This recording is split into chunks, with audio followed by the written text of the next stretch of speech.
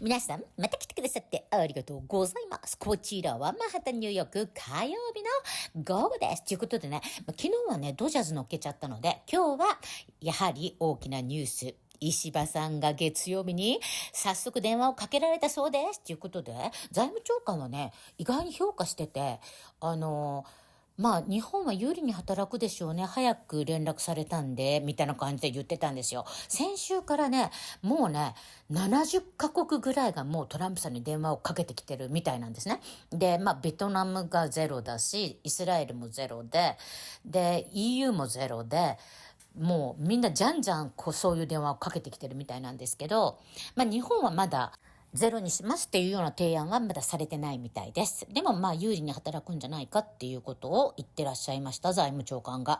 ということでね、今日はその EU、イスラエル、ネタニヤフさんの発表みたいなのを載っけたいと思います。そして、バッセントさんのコメント。でね、結構ね、ほら、左翼メディアはもうガンガン叩いてるんですね。で、どうしてベトナムがゼロって言ってるのにベトナムゼロにしずにかけるんだとか、どうしてこんなちっちゃいドン、こんなマクドナルドアイランドにこんな関税、人なんかいくらも住んでないのにかけるんだとか言ってるんですけど、実はこれには裏があって、そのベトナムを通して中国からのものがジャブジャブ関税ゼロで入ってくるっていうことなんですね。もうこういうのを中国が見つけるとすぐに手を回すんですよ。だから言ってみれば対中政策みたいなもんなんですね。関税ランダリング関税ランダリングを防ぐためのものだっていうことなんですね。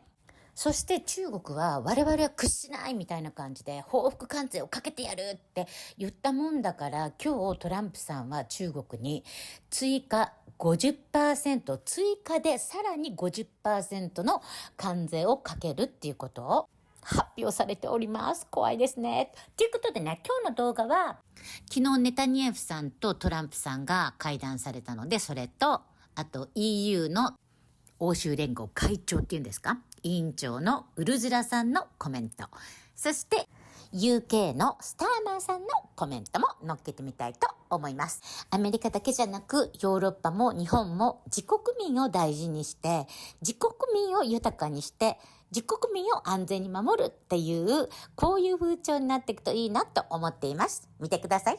どうぞ。And we're going to also eliminate trade barriers, a variety of trade barriers that have been put up unnecessarily.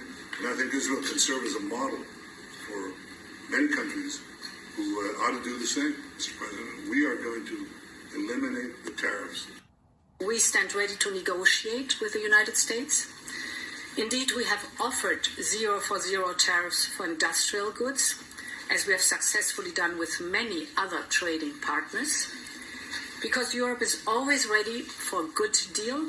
If you watched any other news this weekend, the tone on the tariffs was 100% negative. Nobody has a good thing to say about this.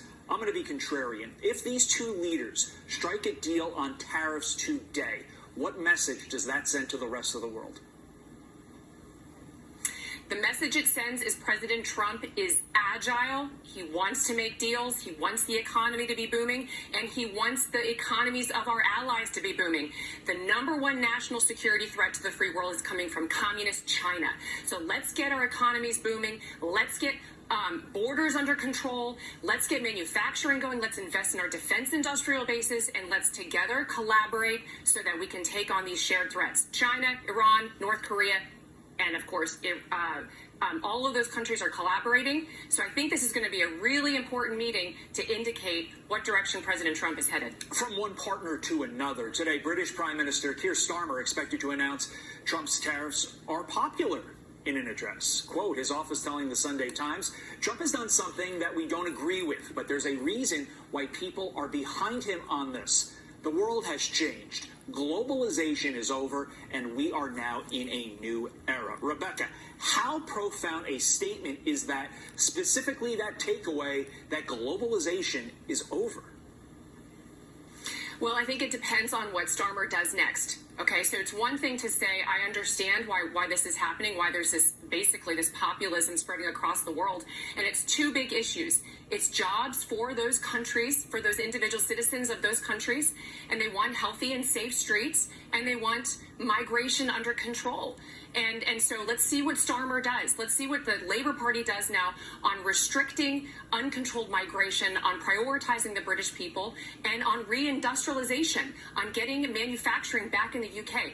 We talk about how important Israel and the United States is for dealing with the Middle East.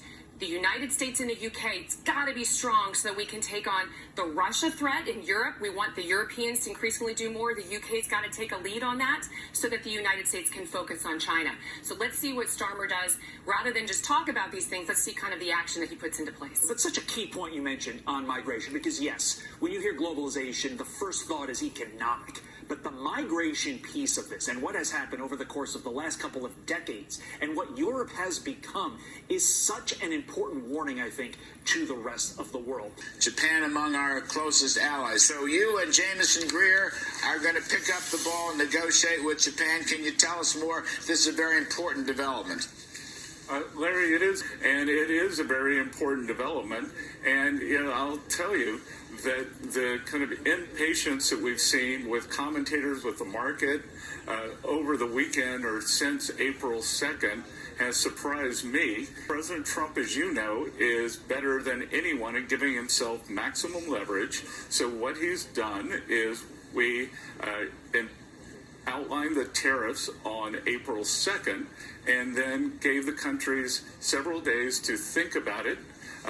As I advised on many shows on April 2nd, I suggested that the foreign officials keep your cool, they do not escalate, and come to us with your offers on how you're going to drop tariffs, how you're going to drop non-tariff barriers, how you're going to stop your currency manipulation, how you're going to stop the subsidized financing. And at a point, President Trump will be ready to negotiate. And he had a very, very productive call with the Japanese Prime Minister this morning, and he has asked me and Jameson Greer to take the lead on this. And as you said in your last segment, President Trump is going to be directly involved in those negotiations.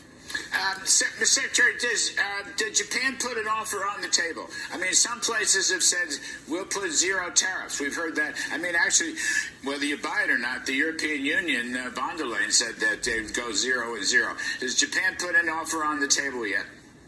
I haven't seen anything from them, but Larry, I can tell you that there are 50, 60, maybe almost 70 countries now who have approached us. So it's going to be a busy April, May, maybe into June.